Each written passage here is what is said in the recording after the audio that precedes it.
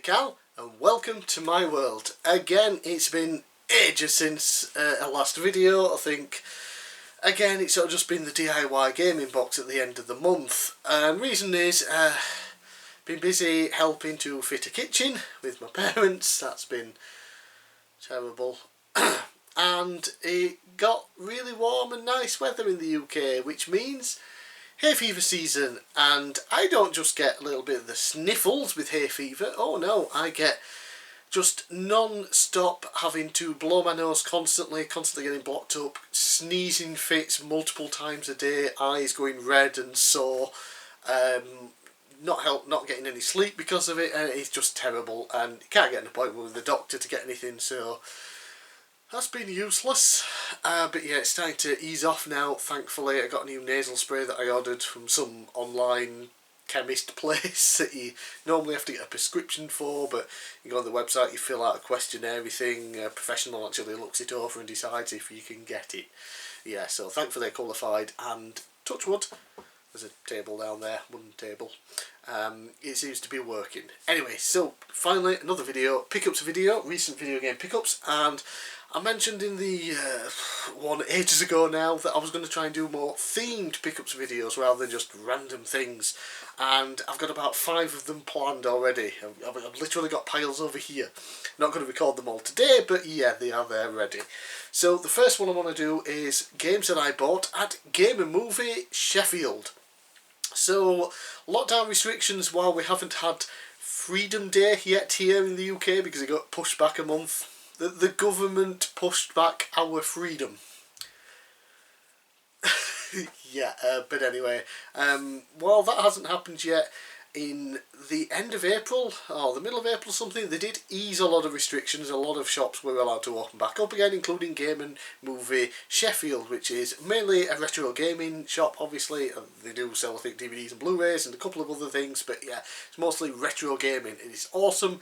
I've been a bunch of times, picked up stuff every time I've been. It's always really, really great. Love going there. It's just like Christmas for me. So obviously because of lockdown things, I haven't been able to, there's been no, retro gaming market to go to at Doncaster. All shops have been shut, so I've only been able to order online. So I'd actually saved up some money that I'd had from birthdays and Christmas that I got in cash because I wasn't going anywhere, so cash was just sitting about in the house. Took that with me, went through my brother, because he lives in Sheffield, he lives just down the road from there, and my dad, because he drove me there, and yeah, picked up what I think is some really, really great pickups. So let's get started. Firstly with an N64 game. Now I know DIY gaming box at the end of the month is N64, but this obviously won't go towards it, and it is Doom 64. Love the Doom series, and I do own this now on the Switch digitally. You could get it physical through limited run, but I didn't bother. Yeah, and it plays wonderful on the Switch, it does, and one thing that they've done is change the brightness of it, because if you play this on an N64, you have to turn the brightness up on your TV to see anything. It is really, really dark, which is a shame because it can be off-putting because it's such a fun game. It really is. It's definitely sort of a hidden gem of the Doom series that a lot of people skipped completely because it was only on N64 until like the last year or so. Now you can get it on modern consoles and PC. They've changed the brightness, they've added some extra levels in and things like that. But it was odd that I was playing through this, obviously to record footage for this video you see now, and you might notice that the footage is not dark. When I played it, it was dark, but the recorded footage is just normal. That's really weird. Yeah, but yeah, Doom 64 and the N64, really, really fun game. Now for a Super Nintendo game, we have Tetris and Dr. Mario. Puzzle games, not typically my thing. There's only sort of a handful that I will really play, Tetris being one of them and Dr. Mario being the other. Played them on the NES, Game Boy, and now I get the Super Nintendo versions. Really, really fun. You get both of them, and then you get sort of a remix version of them both together, where you'll have Tetris elements in Dr. Mario or something. I haven't really looked into that, but yeah, really, really fun. Just 2 classic puzzle games that you can play on the Super Nintendo. Look and sound fantastic. Next is a game Came cheaper than it normally is because there is no manual with it and the case is damaged, but for the games included, it was basically a bargain because one of these games in particular goes for about 20 quid on its own, and I got this for £15. Is Bugs Bunny and Taz Time Busters and Wacky Racers. The 2-on-1 thing, as you see the case there is damaged. It is one of those with the double disc things like that. I'm going to see if any of my PS1 games that I'm not a big fan of, or kind of crappy games, have one of these cases, and I'll swap it over, so at least this one has a nice case. Yeah, so Wacky Racers is obviously based on the cartoon series. Grew up, used to watch that as a kid. It used to be on every so often that they'd cycle through different cartoons in the morning before you go to school. So one of them was Wacky Racers, and for like 3 months or something, that would be on in the morning before going to school. Fantastic, got all the crazy different cars and things like that, with all the special abilities and things. The driving is really fun in this. It takes a little bit at first to get used to doing corners. Once you get the hang of that, it's really fun. Got a ton of tracks in there based on the show. All the cars are there that you expect to be. Yeah, really fun. And then Bugs Bunny and Taz Time Busters is a sort of sequel to Bugs Bunny Lost in Time, only now you have Taz, and you can switch between the two. They both have different abilities. Taz can obviously do his spinning attack. He can drill down holes to create rabbit holes for Bugs Bunny to go down and travel through. And yeah, you're collecting timepieces or whatever to try and get back to your normal time or whatever. So obviously you go travel through time to loads of different locations. It's a really fun 3D platformer. So finally happy to own it, even if it doesn't come with the manual. But 2 fantastic games for a very cheap price. Happy with that. Now for the most expensive game I bought while I was there. £45, which depending on where you live might be a bargain. I've seen the prices for this particular game and the others in the series in the US at the moment, and they are insane. So for £45 I picked up Pokemon White.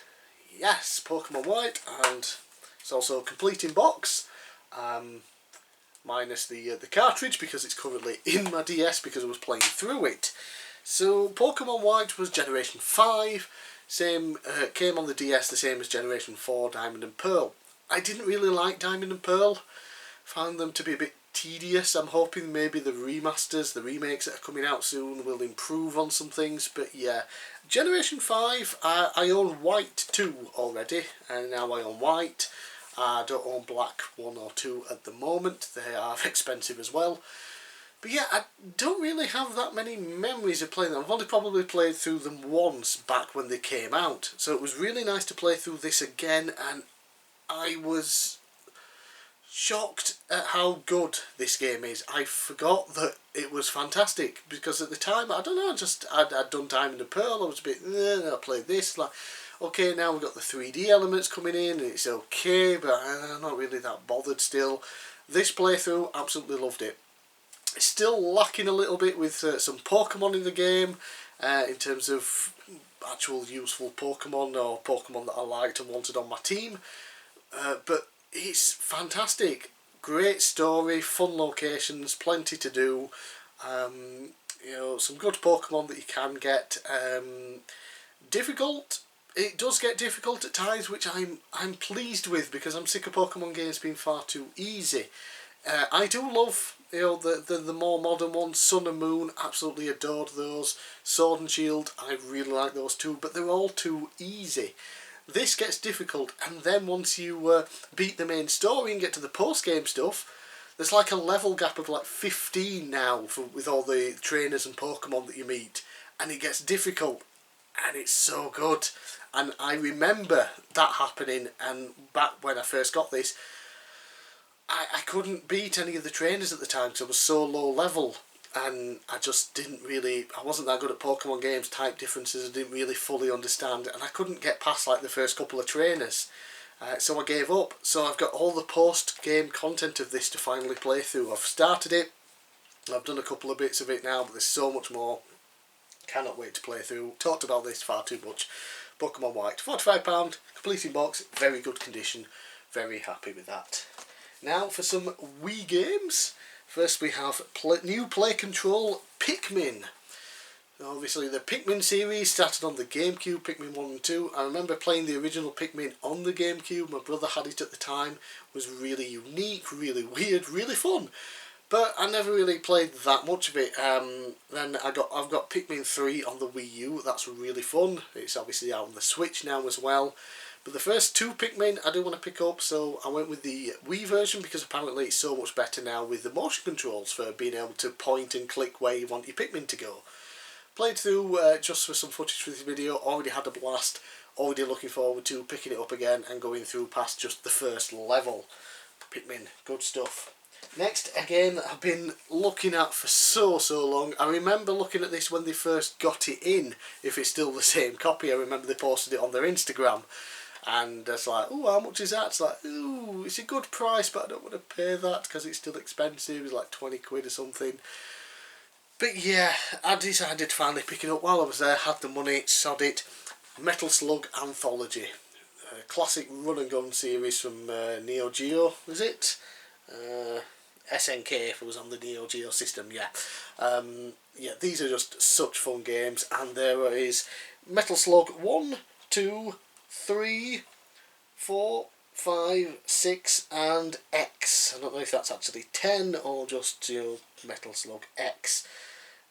Yeah, so obviously you've got a ton of games there, and while some of them are sort of samey, there are some that do have some big difference when you play. It's like this is another Metal Slug game. Yeah, but they're all super duper fun. Lots of play controls as well. You could use so many different controller options. You know, GameCube controller, Wii remote, Wii and nunchuck, classic controller. Yeah, lots of options and things like that. And it is just tremendous fun. 2-player mode as well. Some bonus things that you can unlock. Yeah, awesome series of games. And then an Xbox 360 Kinect game. I don't have any footage for this, haven't even tested it just because setting up for the Kinect literally involves moving the furniture downstairs in the living room, reorganising the furniture in order to have enough space, and I just can't be bothered. Hopefully at some point I will live somewhere with a large room that I can dedicate to the Kinect. But it's supposed to be a really good game, and that is the Gunstringer. So it's a shooter game, obviously set in the Wild West, and yeah, would like to play it but just don't have the space for it. And lastly, picked this up to add to my collection of these games. I own all of them except for 2 versions now, the PC version, the Xbox 360 version. Yes, I will pick them up eventually, but that is the Godfather. Tremendous game. Looks and plays like GTA, but in the Godfather world. You have your side missions and things like that to do hits for people and do favours. You take over rackets and earn money and things like that.